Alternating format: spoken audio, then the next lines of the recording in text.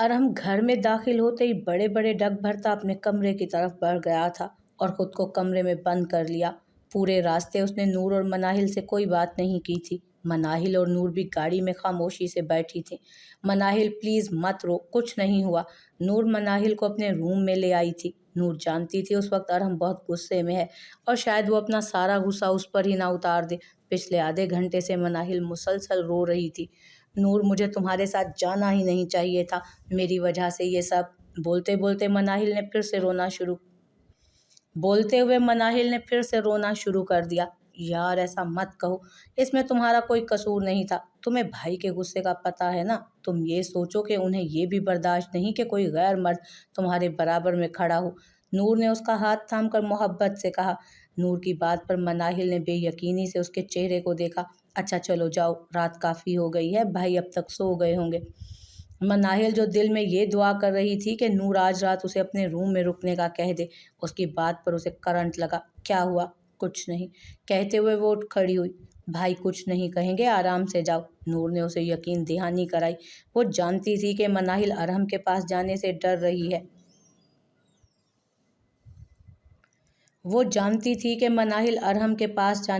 رہی ہے۔ لیکن اس طرح وہ اسے روک بھی تو نہیں سکتی تھی۔ مناہل نے اس بات میں سر ہلایا اور کمرے سے باہر چلی گئی۔ کچھ دیر بعد وہ ارحم کے روم کا ڈور کھول کر آہستہ سے اندر داخل ہوئی، جہاں سامنے ارحم آنکھیں موندے لیٹا تھا اور ساتھ ساتھ اپنا پاؤں ہلا رہا تھا، جس سے صاف ظاہر تھا کہ وہ جاگ رہا ہے۔ مناہل خاموشی سے صوفے پر آ کر بیٹھ گئی۔ اتنا تو وہ جانتی تھی کہ آج رات اسے نیند تو بالکل نہیں آنے والی۔ آ گئی تم؟ ارحم اب کے اسے دیکھ کر اٹھ بیٹھا تھا۔ ارحم کی آواز پر مناہل نے اپنا سر جھکا لیا۔ ارحم بیڈ سے اٹھ کر اس کے قریب آیا اور ایک جھٹکے میں اسے بازو سے پکڑ کر اپنے سامنے لا کھڑا کیا۔ مناہل کو ارحم سے اس حرکت کی امید نہیں تھی۔ اس کی تو جیسے ٹانگوں میں جان ہی ختم ہو گئی۔ اگر وہ اس کو چھوڑتا تو وہ ضرور لڑکھڑا کر نیچے گر جاتی۔ کیا وہ وہی تھا جس کے ساتھ تم بھاگی تھی؟ ارحم نے سلگتے ہوئے لہجے میں پوچھا۔ ارحم کی بات پر مناہل کو لگا کہ کسی نے آسمان اس کے سر پر دے مارا ہو۔ وہ جانتی تھی وہ اس پر غصہ کرے گا، لیکن وہ اس سے اس طرح سوال کرے گا یہ اس کے وہم و گمان میں بھی نہ تھا۔ بولو، جواب دو، کیا تم نے اسے بلایا تھا؟ کہیں تم اس لیے تو نہیں رو رہی تھی کہ میں نے اسے سب کے سامنے تھپڑ مار دیا؟ ارحم اس کی آنکھوں میں دیکھتے ہوئے بول رہا تھا۔ بس ارحم، بہت ہو گیا، اتنا بڑا الزام۔ میں سوچ بھی نہیں سکتی تھی کہ آپ اس حد تک جا سکتے ہیں۔ مانا میں اچھی لڑکی نہیں ہوں، مانا آپ کی نظر میں بد کردار ہوں، لیکن آپ نے تو مجھے ذلیل کرنے کا کوئی موقع نہیں چھوڑا۔ مناہل اپنا آپ اس کی گرفت سے آزاد کرواتے پھٹ پڑی اور اس کو اس طرح بولتا دیکھ ارحم کو جھٹکا لگا۔ ہاں گناہ گار ہوں میں، لیکن میں آپ کے نکاح میں آنے کے بعد اس رشتے میں خیانت کرنے کا سوچ بھی نہیں سکتی۔ آپ مجھے ماریں پیٹیں، جو مرضی کہیں، میں کچھ نہیں بولوں گی اور نہ ہی میں اب تک بولی ہوں۔ آپ ہر وقت مجھے اپنے طنز کا نشانہ بناتے رہتے ہیں، میں پھر بھی خاموش رہتی ہوں، لیکن آج تو آپ نے ہر حد پار کر لی ارحم۔ میری ایک غلطی کی اتنی بڑی سزا۔ میں بھی انسان ہوں، میرا بھی دل ہے، مانتی ہوں گھر سے بھاگ کر میں نے اچھا نہیں کیا تھا، لیکن اگر آپ میری جگہ ہوتے تو شاید یہی کرتے جو میں نے کیا تھا۔ جانتے ہیں کیوں؟ کیونکہ کبھی کبھی انسان محبت میں اتنا اندھا ہو جاتا ہے کہ اسے خود پتہ نہیں چلتا کہ اسے اس چیز کی کتنی بڑی سزا ملے گی۔ مناہل بنا سوچے سمجھے بولے جا رہی تھی، یہ جانے بغیر کہ اس کے ایسے بولنے پر ارحم اس کا کیا حال کرے گا۔ ارحم اب مٹھیاں بھینچے اس کی بات سن رہا تھا۔ وہ چاہ کر بھی جواب نہیں دے پا رہا تھا اسے۔ خدا کے لیے معاف کر دے مجھے ارحم، میں اچھی نہیں ہوں، جانتی ہوں۔ آپ مجھے اپنی بیوی کا مقام نہیں دینا چاہتے مت دیں، لیکن میرے کردار کو ایسے تار تار مت کریں۔ اگر آپ میرا یقین نہیں کر سکتے تو نہ کریں، لیکن مجھ پر وہ الزام نہ لگائیں جو میں نے کیے ہی نہیں۔ ارحم اگر اللہ سے ہم اپنے کیے کی معافی مانگے نا تو وہ بھی ہمیں معاف کر دیتا ہے۔ وہ بار بار اپنے بندے کو اس کے کیے گئے گناہ یاد نہیں دلاتا اور نہ ہی اس کی سزا دیتا ہے۔ تو آپ بھی تو اسی کے بندے ہیں، آپ کیوں مجھے معاف نہیں کر دیتے؟ رونے سے مناہل کی آواز بمشکل ہی نکل رہی تھی۔ ارحم 2 قدم چل کر اس کے قریب آیا، لیکن وہ تیزی سے روم کا دروازہ کھول کر باہر چلی گئی اور ارحم اب پھٹی پھٹی نگاہوں سے روم کا دروازہ دیکھ رہا تھا۔ रिजा बेटा, रिजा जो अपनी दोस्त की बर्थडे पार्टी से वापस आकर अपने कमरे की तरफ जा रही थी, फिरोज साहब की आवाज़ पर मुड़ी। जी बाबा। छोटे छोटे कदम उठाती वो उनके करीब आई। बेटा, मुझे तुमसे बात करनी है। अगर तुम थकावट महसूस नहीं कर रही हो तो क्या हम थोड़ी देर बैठकर बात कर सकते हैं? फिरोज साहब चाय का कप वापस टेबल पर रखते मोहब्बत से बोले। जी बाबा, ज़रूर। कहते हुए रिजा उनके बराबर में आकर बैठ गई। सुमेरा बेगम भी उनके सामने ही आन बैठी थी। अब उन दोनों को मोहब्बत से देख रही थी। रिजा, मैं चाहता हूँ कि तुम्हारी शादी अब कर देनी चाहिए। देखो, दानियाल ने मुझसे कहा था कि वो अरहम और नूर की शादी एक साथ करेंगे, लेकिन अब तो वो नूर की शादी कर रहा है, लेकिन अरहम की नहीं। फिरोज साहब संजीदगी से बोले। बाबा, आप जानते हैं मैं पीएचडी मुकम्मल करके ही शादी करूंगी, चाहे जो हो जाए। और ये तो अच्छी बात है कि वो नूर की शादी जल्दी कर रहे हैं। रिजा उनके कंधे पर सर रखते नरमी से बोली। रिजा बेटा, नूर तुमसे काफ़ी छोटी है, लेकिन वो उसकी शादी इतनी जल्दी कर रहे हैं तो मुझे भी तो तुम्हारी फिक्र है ना। मैं भी अब चाहता हूँ कि तुम्हारी शादी नूर के साथ ही हो जाए। वैसे भी अरहम कौन सा कोई दूसरे शहर में रहता है। तुम शादी के बाद अपनी पीएचडी मुकम्मल कर सकती हो। क्या हो गया है बाबा आज आपको? क्यों मेरी शादी के पीछे पड़ गए हैं? रिजा जैसे उनकी बातों से चिढ़ गई थी। आज मैं दानियाल से मिलने गया था और बातों ही बातों में मैंने तुम्हारी और अरहम की शादी की बात की, लेकिन पता नहीं वो क्यों इस बात को टाल गया। मैं तब से ही परेशान हूँ। मुझे डर है कि वो कहीं इससे पहले कि वो मज़ीद कुछ कहते, रिजा फ़ौरन बोली। बाबा, ऐसी कोई बात नहीं है। मैंने अरहम से कहा था कि वो अंकल से बात करे कि जब तक मेरी पीएचडी मुकम्मल नहीं हो जाती तब तक मैं शादी नहीं करूँगी, और यकीनन इसी वजह से अंकल आपसे इस बारे में बात नहीं कर रहे थे। आप फ़िक्र मत करें, रिजा ने उनको मुतमईन करते हुए कहा। मगर रिजा, बाबा प्लीज़, मैं बहुत थक चुकी हूँ। वैसे भी कल मुझे नूर की शादी की शॉपिंग के लिए जाना है, इसलिए मुझे जल्दी सोना है। रिजा उनके पास से उठते हुए बोली। रिजा, तुम जिद छोड़ क्यों नहीं देती हो बेटा? अब की बार सुमेरा बेगम बोली थी। फिरोज साहब की बातों ने उन्हें भी कुछ परेशान कर दिया था। प्लीज़ मामा, अब आप नहीं। वो कहते हुए तेज़ी से अपने कमरे की तरफ बढ़ गई। उसके जाते ही फिरोज साहब सुमेरा बेगम की तरफ मुतवज्जो हुए। हो ना हो सुमेरा, इस बार मुझे दानियाल के अंदाज कुछ मशकूक लगे हैं, जैसे वो कुछ छुपा रहा हो, या शायद अब वो ये रिश्ता ही ख़त्म करना चाहता है। वो फिक्रमंदी से बोल रहे थे। ये सब तो ठीक है, पर अब हम क्या कर सकते हैं? रिजा बहुत हठ धर्म है, वो अपनी बात से पीछे नहीं हटेगी। आप अल्लाह पर भरोसा रखिए, सब ठीक होगा। अल्लाह करे वो बस इतना ही कह सके। अगले दिन मनाहिल, नूर और दानियाल साहब नाश्ते की टेबल पर विराजमान थे। कल रात रोने और ना सोने की वजह से मनाहिल की आंखें सूजी हुई थी। दानियाल साहब के सवालों के डर से मनाहिल ने दुपट्टे से अपने चेहरे को छुपा रखा था। रानी नूर ने अपनी प्लेट में अंडा रखते हुए रानी को आवाज़ दी, जो उनके लिए चाय ला रही थी। जी छोटी बीबी। रानी चाय उसके करीब रखकर अदब से बोली। जाओ, जाकर अरहम भाई को कहो कि नाश्ता ठंडा हो रहा है, आ जाए। जी बीबी जी। कहते हुए वो अरहम के कमरे की तरफ जाने लगी। रानी, अरहम अपने कमरे में नहीं है, दानियाल साहब ने इत्तला दी। उनकी आवाज़ पर रानी ने इस्बात में सर हिलाया और वापस किचन की तरफ बढ़ गई। तो क्या आज भी भाई नाश्ता किए बगैर चले गए? नूर मनाहिल को मुकम्मल नज़रअंदाज करती दानियाल साहब की तरफ मुतवज्जो हुई। कुछ देर पहले उसकी कॉल आई थी, बता रहा था कि कोई अर्जेंट कॉल आई थी, इसलिए इसलिए पुलिस स्टेशन जाना पड़ा, और अब वो वहाँ से कुछ देर तक इस्लामाबाद के लिए निकल रहा है। दानियाल साहब ने तफसील बताई। लेकिन यूं अचानक बाबा, शादी में दिन ही कितने रह गए हैं, और भाई ऐसे। नूर को अरहम के ऐसे जाने पर दुख हुआ था। वो कल आ जाएगा तो पूछ लेना खुद ही। वो भी कहते हुए उठ खड़े हुए। मैं ड्राइवर को भेज दूंगा, उसके साथ शॉपिंग पर चले जाना तुम दोनों। जी बाबा, नूर ने अदब से जवाब दिया, और मनाहिल बस सर झुकाए बैठी रही। कल रात अरहम को इतना कुछ कहने के बाद जैसे ही वो कमरे से निकली थी, उसके 10 मिनट बाद ही वो उसके पास से गुजर गया था। उसे लगा कि वो उसकी बातों की वजह से गुस्से में घर से जा रहा है, लेकिन वो गलत थी। अच्छा बेटा, तुम दोनों अपना ख्याल रखना, दानियाल साहब ने मुस्कुराते हुए कहा, और वहाँ से चले गए। मनाहिल, तुम अंकल आंटी से मिलने क्यों नहीं जाती? और जब से तुम्हारी शादी हुई है वो भी नहीं आए यहाँ, क्या कोई बात है? नूर उसके चेहरे को गौर से देखकर पूछने लगी, और नूर के सवाल पर तो मनाहिल का खून खुश्क हुआ। मनाहिल का चेहरा जर्द पड़ रहा था। क्या हुआ, तुम ठीक हो? नूर ने उसे जांचती नज़रों से देखकर पूछा, जो अब उससे नज़रें चुरा रही थी। नहीं, कुछ नहीं, अब्बू की तबीयत ख़राब है ना, बस इसलिए। मनाहिल हिचकिचाते हुए बोली, और साथ ही उठकर अपने कमरे में जाने लगी। क्यों झूठ बोल रही हो? नूर संजीदगी से बोली। उसकी बात पर मनाहिल के चलते कदम जम से गए। उसे लगा कि अब वो एक कदम भी नहीं चल पाएगी मजीद। नूर छोटे छोटे कदम उठाती उसके सामने आ खड़ी हुई। अब्बू ने मुझसे सच छुपाया, कोई बात नहीं, क्योंकि वो मेरी नज़रों में तुम्हारी इज्जत में कमी नहीं लाना चाहते थे। लेकिन तुमने मुझसे झूठ बोला। क्यों? क्यों मुझे सच नहीं बताया? मैं तो तुम्हारी बचपन की दोस्त थी, हमने कभी एक दूसरे से कुछ नहीं छुपाया था। तो फिर तुमने मुझसे इतनी बड़ी बात क्यों छुपाई? क्यों मुझे सच नहीं बताया? नूर उसे झिंझोड़ कर चीखने वाले अंदाज में पूछ रही थी। ये कि मैं किसी के साथ भाग गई थी, अपने माँ बाप की इज्जत की परवाह किए बिना, या ये कि वो मुझसे सब छीन कर भाग गया, या ये कि तुम्हारा भाई मुझे रात के अंधेरों में घर वापस लाया था? बताओ नूर, मैं तुम्हें ये सब कैसे बताती? मैं कैसे तुम्हें अपनी बेहयाई और बदकिरदारी की कहानी सुनाती? मनाहिल शायद अब थक चुकी थी। नूर से हकीकत छुपाकर वो जानती थी कि एक ना एक दिन उसके सामने हकीकत ज़रूर आशना होगी। तो फिर आज और अभी क्यों नहीं? नूर तो जैसे उसकी बातों से सकते में आ गई। उसे लगा कि जो कुछ रात उसने सुना था वो झूठ था, लेकिन अब जो बातें मनाहिल से वो सुन रही थी वो सब सच था।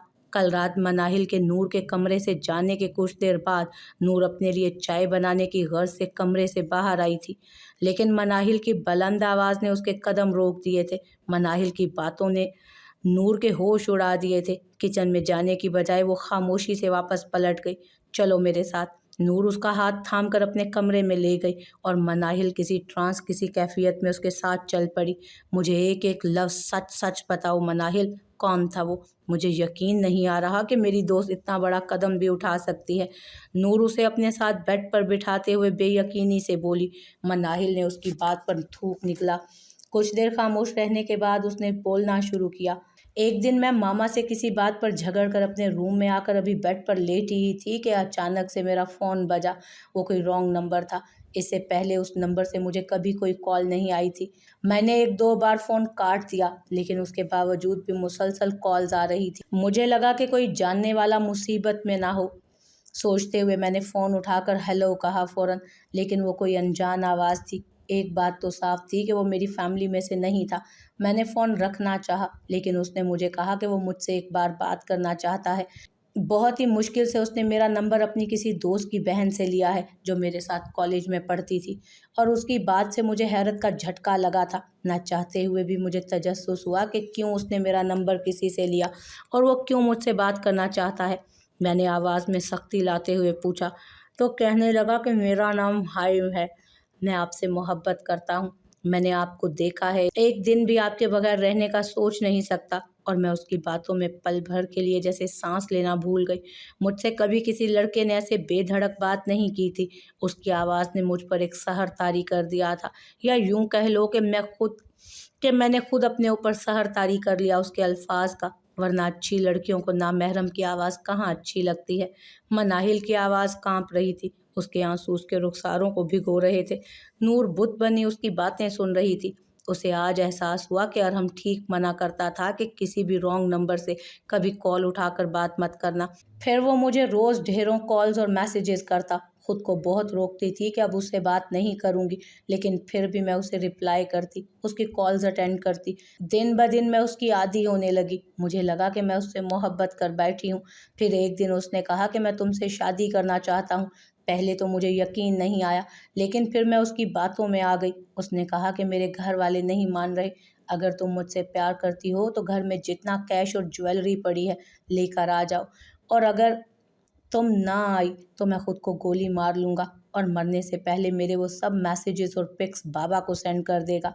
उसकी बातों से मैं डर गई थी नूर, और फिर मुझे उसकी बात मानना पड़ी। लेकिन वो धोखेबाज निकला। वो मुझसे सिर्फ पैसे लेना चाहता था। मेरी एक गलत हरकत ने मेरी पूरी ज़िंदगी तबाह कर दी। मनाहिल अब नूर के गले लगकर ज़ारों कतार रो रही थी। नूर को भी उसके ऐसे रोने पर बहुत दुख हो रहा था। अब तुम ही बताओ, मैं ये सब किस मुंह से तुम्हें बताती? नूर, तुम बहुत अच्छी हो, जो अपने बाप के किए गए रिश्ते पर हाँ कर दी, कभी किसी के साथ कोई ताल्लुक नहीं रखा। कल को तुम्हारा शोहर तुम पर चाह कर भी कोई इल्ज़ाम नहीं लगा सकेगा। और जो मेरे जैसी होती हैं ना, उन्हें सारी ज़िंदगी के लिए अपने किए की सज़ा भुगतना पड़ती है। वो चाह कर भी अपनी सफाई में कुछ नहीं कह सकती। मनाहिल के अल्फाज हलक में अटक रहे थे। बस चुप, अब बिल्कुल भी नहीं रोना।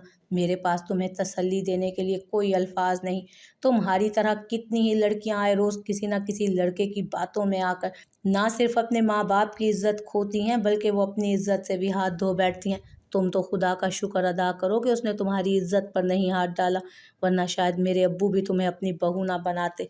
अब बस एक दुआ करो, अल्लाह हर लड़की की इज्जत को महफूज रखे, उसे अच्छे बुरे की तमीज़ और समझ बूझ अता कराएं, क्योंकि मर्द की तो फितरत में ही शैतान है। वो शैतान की बातों में बहुत जल्दी आता है। औरत को चाहिए कि वो उससे बचे। नूर उसके हाथ अपने हाथों में लिए मोहब्बत से बोलती जा रही थी। नूर की बात पर मनाहिल ने शर्मिंदगी से उसकी जानिब देखा। वो ठीक ही तो कह रही थी, कसूर तो उसका भी था। अगर वही संभल जाती तो आज उसकी ज़िंदगी कितनी अच्छी होती। चलो उठो और फ्रेश हो जाओ, सब ठीक हो जाएगा। जानती हूँ भाई तुमसे बात नहीं करते ठीक से, लेकिन एक दिन सब ठीक हो जाएगा, नूर ने यकीन दहानी कराई। मनाहिल के पास अब शायद बोलने को कुछ नहीं था, इसलिए बिना कुछ कहे वो चुपचाप उठी और बाहर की तरफ बढ़ गई। अगले दिन शाम को अरहम घर आया था। नज़र घुमाकर घर का जायजा लिया, जहाँ खामोशी के अलावा कुछ नहीं था।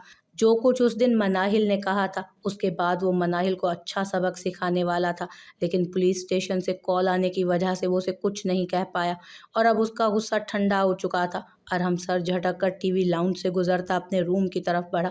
कमरे में आते ही उसने इधर उधर देखा, वहाँ भी कोई नहीं था। उसे लगा मनाहिल कमरे में होगी, पर उसे वहाँ ना पाकर उसे थोड़ी हैरत ज़रूर हुई थी। अपनी चीज़ें टेबल पर रखते ही अरहम कपड़े निकाल कर फ्रेश होने वॉशरूम में चला गया।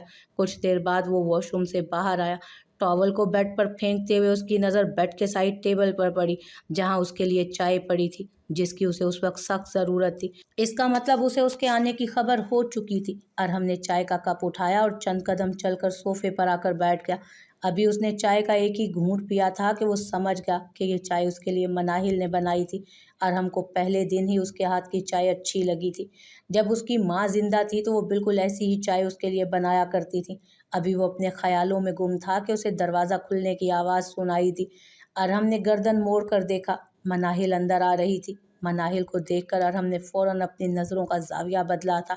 मनाहिल ने नज़र भरकर उसके चेहरे को देखा, जिससे साफ जाहिर था कि वो 2 दिन से ठीक तरह से सोया नहीं। उसकी आंखों के हल्के उसकी थकावट का सबूत दे रहे थे। मनाहिल छोटे छोटे कदम उठाती सर झुकाकर उसके सामने आ खड़ी हुई।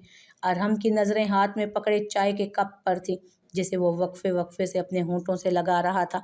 मुझे आपसे बात करनी है, मनाहिल सर झुकाए झिझकते हुए बोली। कहो। अरहम बिना उसकी तरफ देखे तल्खी से बोला था। वो उस दिन जो कुछ भी मैंने कहा उसके लिए। इससे पहले वो मजीद कुछ बोलती, अरहम कप टेबल पर रखते अपनी जगह से उठ खड़ा हुआ। मैं उस बारे में कोई भी बात नहीं करना चाहता। अगर तुम अपनी भलाई चाहती हो तो उस बात को ख़त्म कर दो, वरना तुम अपनी हालत की जिम्मेदार खुद होगी। अरहम उसके सामने खड़ा सपाट लहजे में बोला। जी। मनाहिल बस इतना ही बोल पाई और वापस जाने के लिए मुड़ी। अभी वो 2 कदम ही चली थी कि चकरा कर ज़मीं बोस हुई। मनाहिल। अरहम फ़ौरन से पहले उसकी तरफ लपका। जब से उसका निकाह मनाहिल से हुआ था वो उसका नाम लेना भी पसंद नहीं करता था। शादी के बाद पहली बार उसने अपनी ज़ुबान से मनाहिल का नाम पुकारा था। मनाहिल ने बंद होती आंखों से उसका चेहरा देखा, जिस पर फिक्रमंदी के आसार जाहिर थे। क्या हुआ मनाहिल, आंखें खोलो। अरहम उसका सर अपनी गोद में रख चुका था और अब उसका गाल थपथपा रहा था, लेकिन शायद वो ऐसे होश में नहीं आने वाली थी। अरहम ने फौरन उसे गोद में उठाकर बेड पर लेटाया। उसका चेहरा जर्द हो चुका था, मानो काटो तो खून ही नहीं। अरहम ने फौरन डॉक्टर को फ़ोन किया था। उसे समझ नहीं आ रही थी कि वो क्या करे। अगर नूर को जाकर बताऊंगा तो पता नहीं वो क्या सोचेगी। उसकी नज़रें बार बार भटक कर मनाहिल के चेहरे पर जा रही थी, जिसे वो काफ़ी देर से नज़रअंदाज कर रहा था। उसे मनाहिल का चेहरा अपने से भी ज़्यादा थका हुआ लगा था। उसकी खिली हुई रंगत अब मान पड़ चुकी थी और यह सब उसके निकाह में आने के बाद से हुआ था। क्या कुछ नहीं उसने मनाहिल के साथ किया। उसे मारा पीटा, उसको हर बात पर जलील किया, बार बार उसे उसके गुनाह याद दिलाता। वो इतनी भी सज़ा की हकदार नहीं थी जितनी वो दे रहा था उसे। लेकिन तुम इसी सज़ा की मुस्तहिक हो। मैं कैसे तुम्हें माफ़ कर सकता हूँ। मैं भी तो इंसान हूँ और एक इंसान के लिए दुनिया का सबसे मुश्किल तरीन काम माफ़ करना है। मैं तुम्हें माफ़ नहीं कर सकता, कभी नहीं। कहते हुए वो उठ खड़ा हुआ। अरहम ने अपने दिल की नहीं सुनी। उसके अंदर का इंसान जो चीख चीख कर कह रहा था कि वो मनाहिल को कभी माफ़ नहीं करेगा, उसने दिल की सरगोशियों को दबा दिया था। छोटे साहब, बाहर डॉक्टर साहिबा आई हैं। रानी ने अंदर दाखिल होते ही इत्तला दी। उसकी आवाज़ पर अरहम चौंका और फिर संभल कर बोला, ठीक है, उन्हें अंदर भेज दो। और हाँ, अगर नूर अपने कमरे में है तो उसे इस बारे में बिल्कुल भी नहीं खबर होनी चाहिए। अरहम ने एक नज़र सामने बेसूध पड़ी मनाहिल पर डाली। ठीक है छोटे साहब, कहते हुए वो बाहर चली गई। कुछ देर के बाद डॉक्टर साहिबा मनाहिल को चेक करने अंदर गई। डॉक्टर मनाहिल को चेक कर रही थी और अरहम सीने पर हाथ बांधे खामोश खड़ा था। चेकअप करने के बाद वो अरहम की तरफ बढ़ी। इन्हें क्या हुआ है डॉक्टर? अरहम ने संजीदगी से पूछा। इन्हें बहुत ज़्यादा कमज़ोरी है, शायद ये किसी बात को लेकर स्ट्रेस में है। आप कोशिश करें कि इनको स्ट्रेस से निकालें, खुश रखें इन्हें, वरना इनकी तबीयत ज़्यादा ख़राब भी हो सकती है। डॉक्टर ने इत्तला दी। ठीक है, मैं पूरी कोशिश करूँगा। हालांकि वो जानता था कि मनाहिल स्ट्रेस में सिर्फ उसकी बातों की वजह से है, और ये कुछ मेडिसिन्स भी लिख दी हैं मैंने। आप ये इन्हें कुछ दिन तक बाकायदगी से दें, इंशाल्लाह इनकी वीकनेस दूर हो जाएगी। डॉक्टर ने मुस्कुराते हुए कहा तो अरहम ने सर इस बात में हिलाया।